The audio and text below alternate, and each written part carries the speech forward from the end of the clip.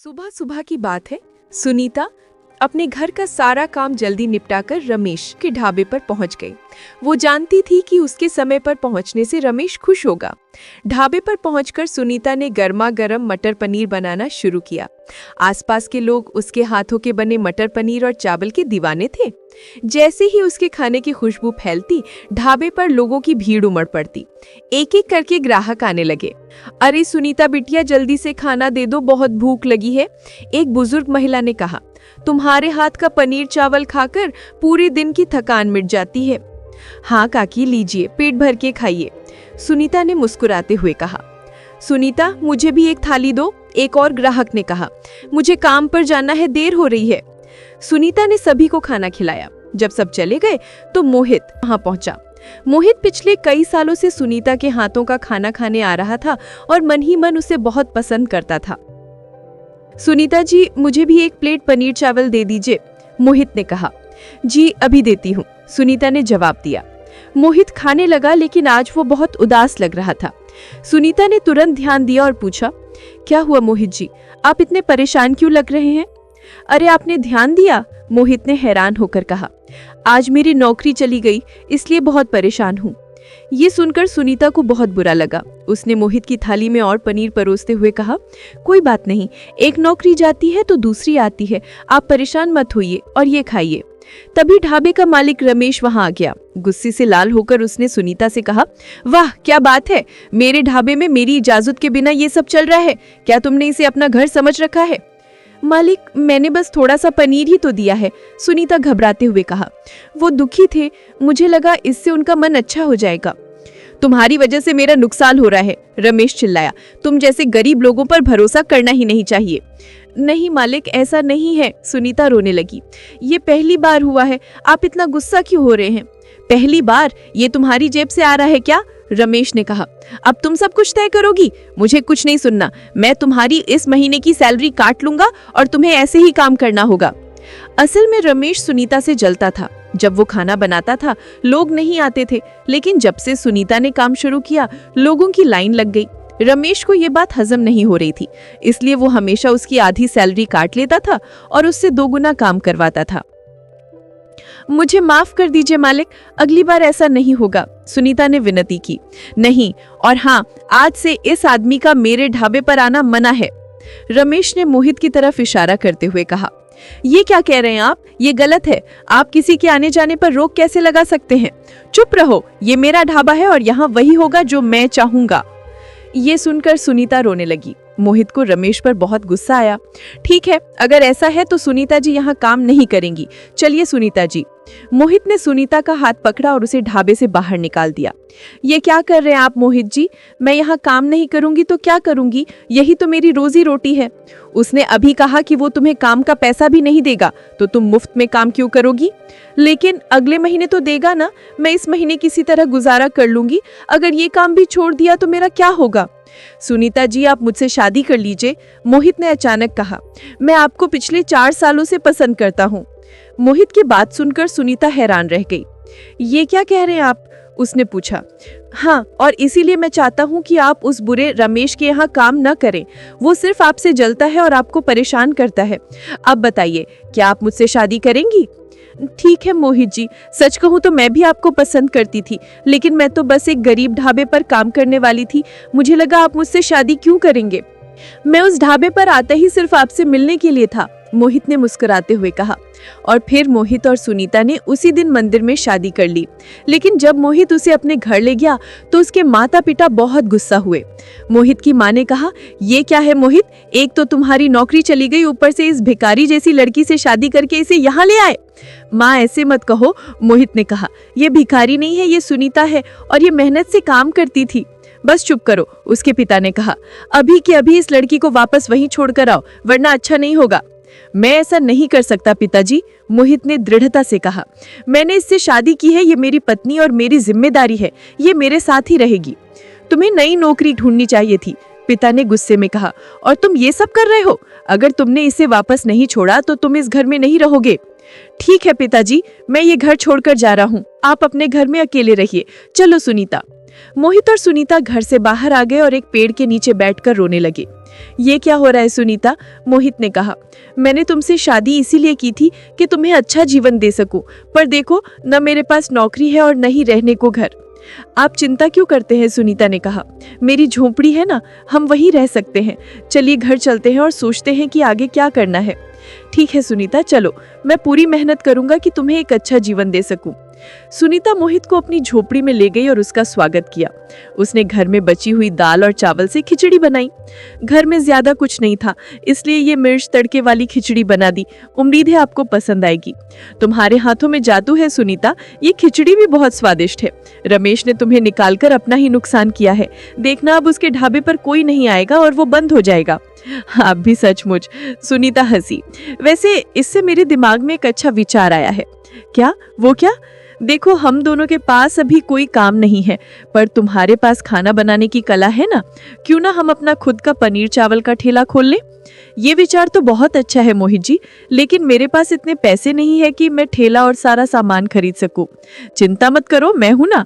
मेरे पास भी ज्यादा पैसे नहीं है, पर खाने का सामान तो मैं ले ही आऊंगा, और ठेला खरीदने के लिए मेरा एक दोस्त मनीष मदद करेगा।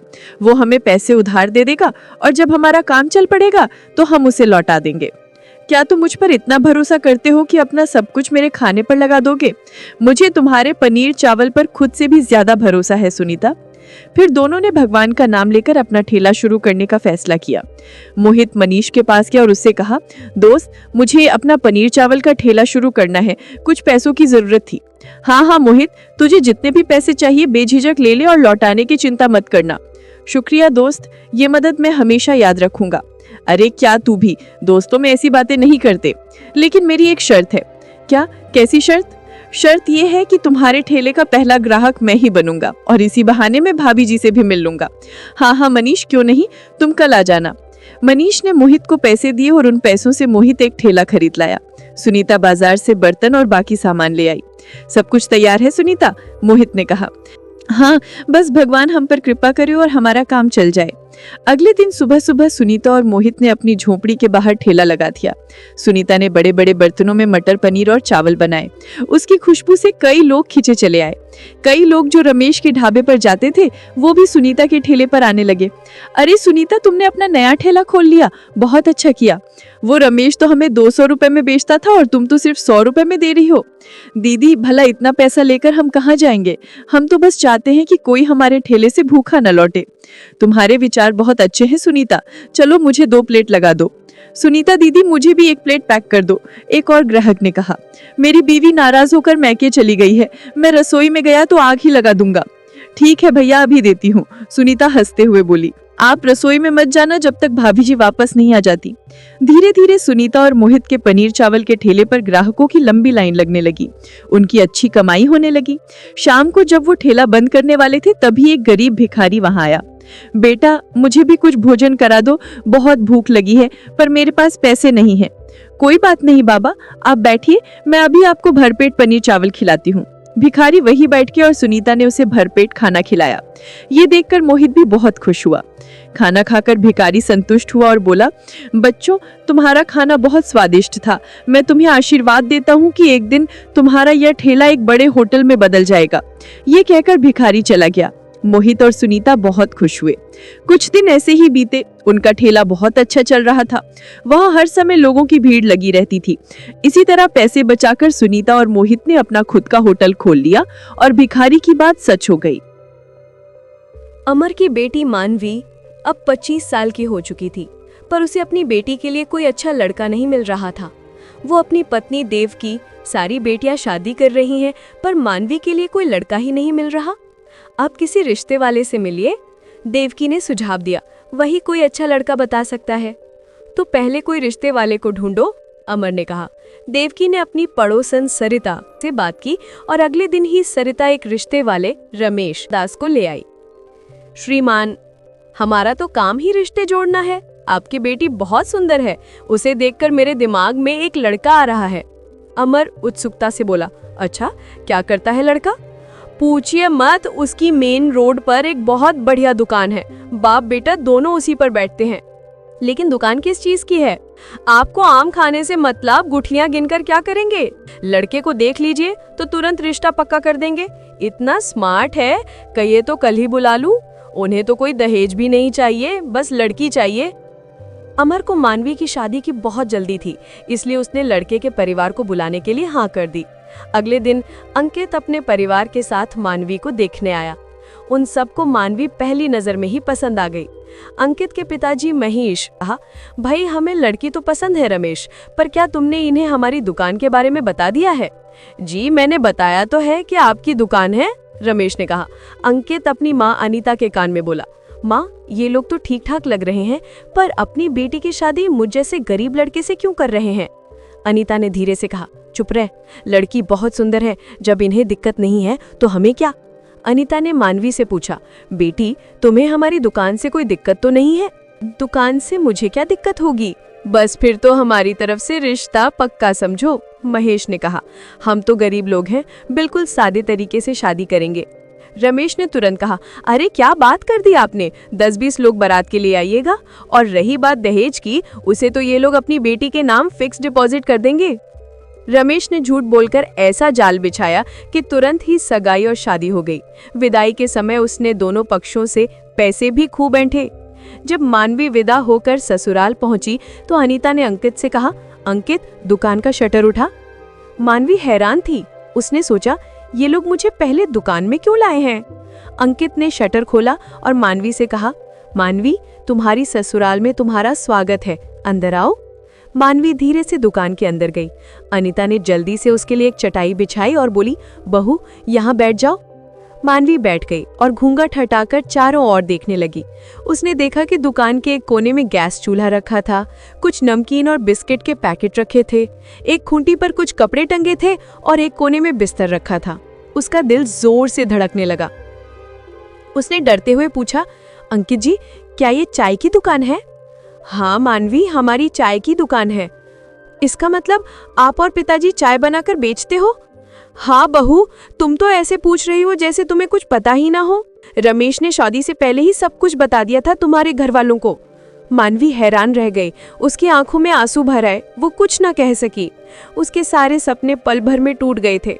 उसके माता पिता को तो बस इतना पता था कि अंकित की एक बहुत बढ़िया दुकान है जो मेन रोड पर है और खूब चलती है, पर ये चाय की दुकान है ये किसी को नहीं पता था। मानवी ने कहा, अंकित जी दुकान में बैठे हुए बहुत समय हो गया है, हम घर कब चलेंगे? मैं थक गई हूँ। अंकित हैरान होकर बोला, घर? कौन सा घर? मानवी ये दुकान है तो हमारा घर है, यही दुकान तुम्हारी ससुराल है, अब तुम्हें इसी दुकान में रहना होगा। अंकित की बहन काजल ने कहा, भाभी आप और भैया इधर सो जाना और मैं माँ और पिताजी के साथ इधर लेट जाऊंगी। मैंने बीच में लगाने के लिए पर्दा सिल लिया है। मानवी जोर से चिल्लाई, क्या आप लोगों ने मेरे साथ धोखा किया है? आपने ये क्यों नहीं बताया कि आप लोगों के पास घर नहीं है? वरना मेरे पिताजी मेरी शादी आपके साथ कभी नहीं करते। मैं आप लोगों पर केस कर दूंगी। ये क्या कह रही हो? क्या तुम्हें कुछ नहीं पता था? मैंने आखिर में पूछा भी था कि तुम्हें दुकान से कोई दिक्कत तो नहीं है? तुमने ही तो कहा था कि कोई दिक्कत नहीं है। क्या रमेश ने तुम्हें हमारे घर के बारे में नहीं बताया था? मानवी रोते हुए बोली, उसने हमें घर के बारे में कुछ नहीं बताया। अगर बता देता तो मैं ये शादी ही नहीं करती।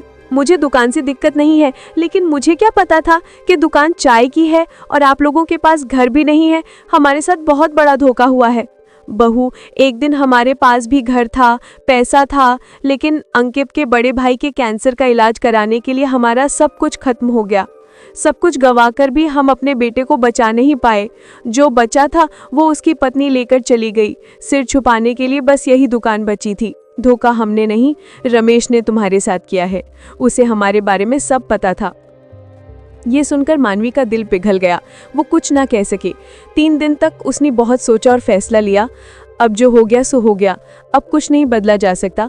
अब बदलनी है तो ये किस्मत, और इसके लिए मेहनत करनी होगी। 3 दिन बाद जब उसके माता पिता उसे लेने आए तो अपनी बेटी को दुकान में देखकर बहुत दुखी हुए। मेरी सोने जैसी बेटी का भाग्य ही फूट गया। वो सारा जीवन दुकान में कैसे गुजारेगी? नाश हो उस रमेश का। एक बार मिले तो उसे जिंदा नहीं छोड़ूंगा। मानवी, अपना बैग पैक करो और चलो यहाँ से। मैं तुम्हें यहाँ एक दिन भी नहीं रहने दूंगा। नहीं पिताजी, अब ये दुकान ही मेरी ससुराल है। माना कि इनके पास घर नहीं है, लेकिन ये दिल के बहुत अच्छे हैं। हम लोग मेहनत करेंगे और एक दिन अपना घर ज़रूर बनाएंगे। जैसी तुम्हारी मर्जी बेटा, अगर तुम्हें मेरी कोई भी मदद चाहिए तो ज़रूर बताना। ये कहकर वो लोग वहाँ से चले गए। उसके बाद मानवी ने दुकान के ऊपर टीन शेड डालकर रहने का इंतज़ाम किया और नीचे चाय के साथ खुद ही ब्रेड पकौड़े, समोसे और जलेबी बनाने लगी। धीरे धीरे उनकी बिक्री खूब बढ़ने लगी। ग्राहकों को बढ़ता देखकर मानवी ने दाल और तंदूरी रोटी भी बनाना शुरू कर दिया। घर के सभी लोग उसकी मदद करते थे। 2 साल उन्होंने जैसे तैसे दुकान में गुजारा किया, लेकिन उसके बाद उन्होंने अपना घर खरीद लिया। दुकान को भी उन्होंने एक ढाबा में बदल दिया, जिसमें कुछ और लोग काम करने लगे। मानवी ने अपनी मेहनत से अपनी दुकान रूपी ससुराल को इस तरह बदल दिया कि सब यही कहते थे कि बहू हो तो मानवी जैसी, जिसने अपनी किस्मत अपनी मेहनत से बदल दी।